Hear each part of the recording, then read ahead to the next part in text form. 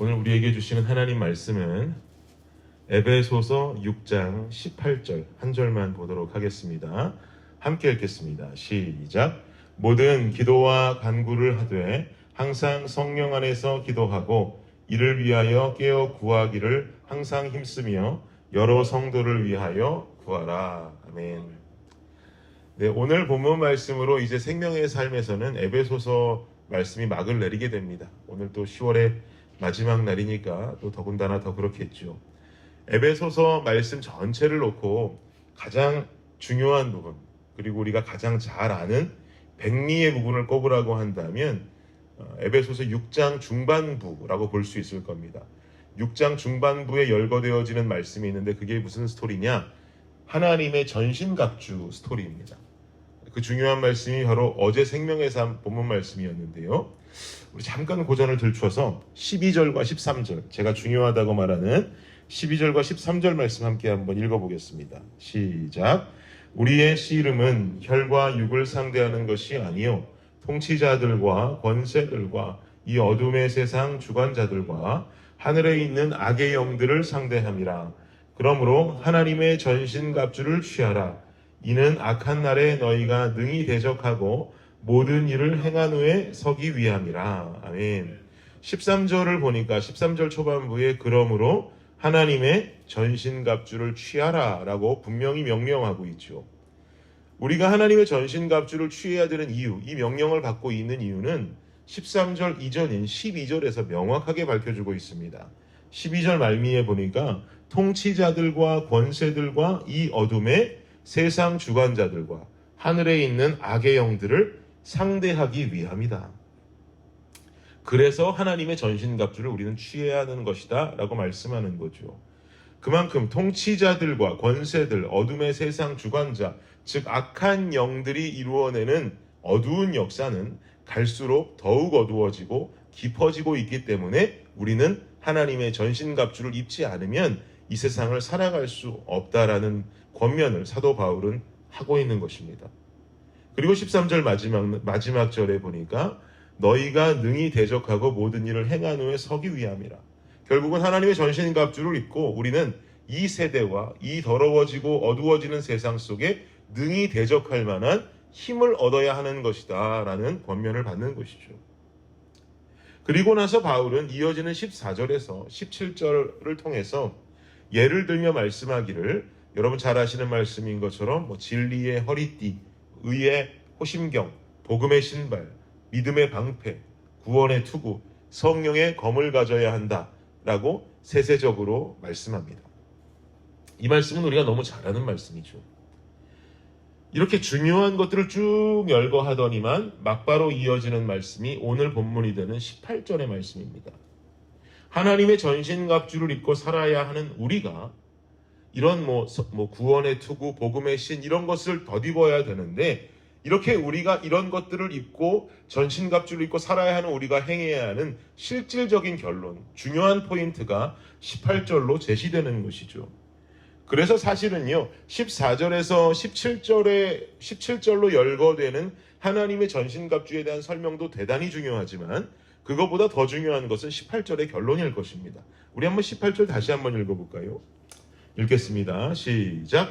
모든 기도와 간구를 하되 항상 성령 안에서 기도하고 이를 위하여 깨어 구하기를 항상 힘쓰며 여러 성도를 위하여 구하라. 아멘.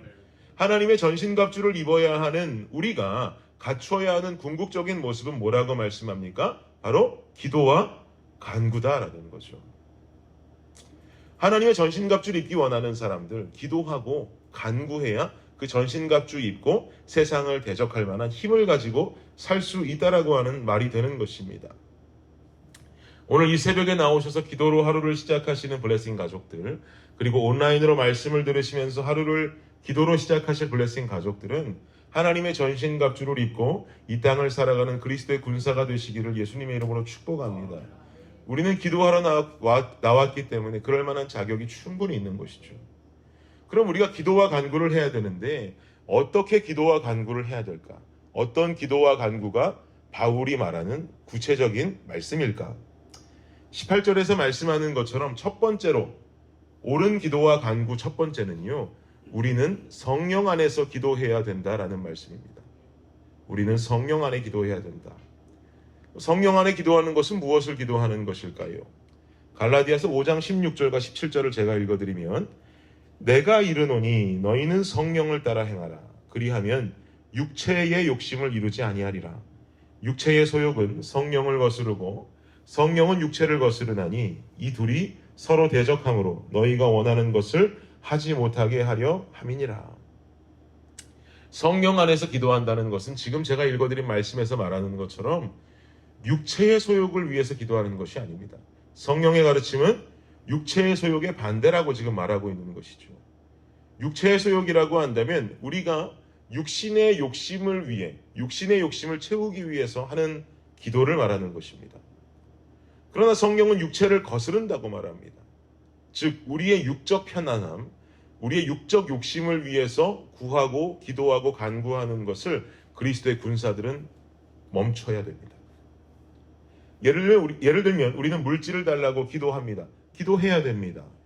그러나 물질을 원함이 내 삶의 재정적인 여유와 내 삶의 편안함을 위해서 구하는 것이라면 이것은 육적 욕심을 채우기 위함이라고 볼 수 있지요. 권면드리기는 물질을 구하기 이전에 구하는 물질로 해나갈 하나님의 나라를 위한 구체적인 청사진을 먼저 그리십시오. 필요한 이유를 만들란 말이죠. 필요한 이유가 내 인생의 편안함과 필요한 이유가 내 인생의 노후를 위한 일이라면 그것들을 잠시 내려두고 미처 그리지 못했던 하나님의 나라를 향한 청사진을 구체적으로 그려둔 뒤에 주님, 이것을 위해 내가 이것을 구합니다 라고 하는 기도의 자세가 성령께서 더 원하는 삶의 모습이라는 말입니다. 내게 허락된 물질이 하나님의 교회를 위해서, 선교지를 위해서, 혹이 도시에 소외당하시는 분들을 위해서 사용되어진다면 이것은 하나님의 나라를 위한 일이 될 것이고, 그리고 이런 것들이 막연한 생각 속에 그치고 있다면 우리는 더 자세한 청사진을 그려내야 합니다. 이것이 바로 육체적 소욕을 벗어나서 성령 안에서 기도하는 우리의 모습이 되는 것이죠. 제가 계속해서 우리 교회에서 외치고 있는 것은 From the church to the city입니다. 우리 교회 안에서 받은 은혜가 이 안에서 머물러 있고 끝나는 것이 아니라 우리가 살고 있는 도시로 그 은혜가 전달되어져야 한다라고 제가 계속해서 권면하고 있습니다.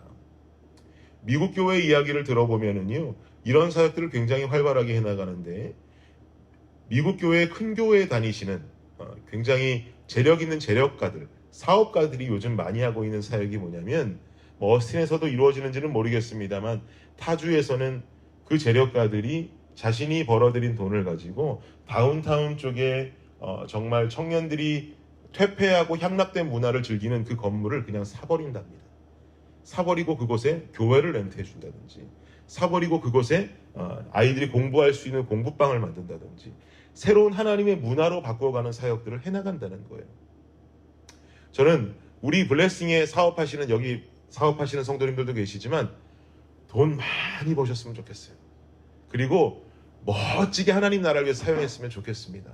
왜 미국 사람들이라고 하고 우리라고 못하겠습니까? 정말 무너져가는 하나님의 나라의 문화가 아니라 세상의 문화에 물들어 있는 그곳을 향해서 그냥 우리가 그것을 구입해버리고 그것을 하나님의 문화로 바꾸어갈 수 있는 이런 건강한 사역들을 해나갈 수 있는 우리 블레싱 처치가 될 수 있기를 예수님의 이름으로 축복합니다. 그럼 어떻게 기도와 간구해야 되는가? 18절에 말씀하는 두 번째는요, 여러 성도를 위해서 구하는 기도가 되어야 합니다. 즉 우리가 말하는 중보기도라고 볼 수 있죠. 나만을 향한 기도, 내 인생만을 향한 기도는 우리의 신앙을 성장할 수 없게 만듭니다. 성숙한 기도는 주변에 어려움을 겪는 지체들을 향한 중보의 마음을 갖는 것이죠.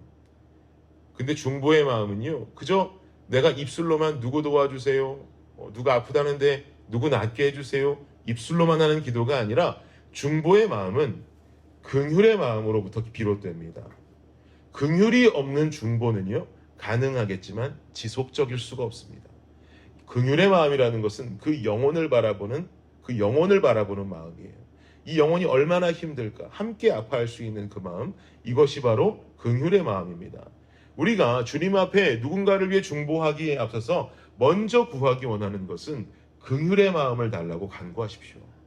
어려운 지체들, 힘없는 지체들의 삶을 보면서 긍휼의 마음을 가질 수 있어야 우리가 그 지체를 향한 진심의 중보의 기도가 나오겠죠.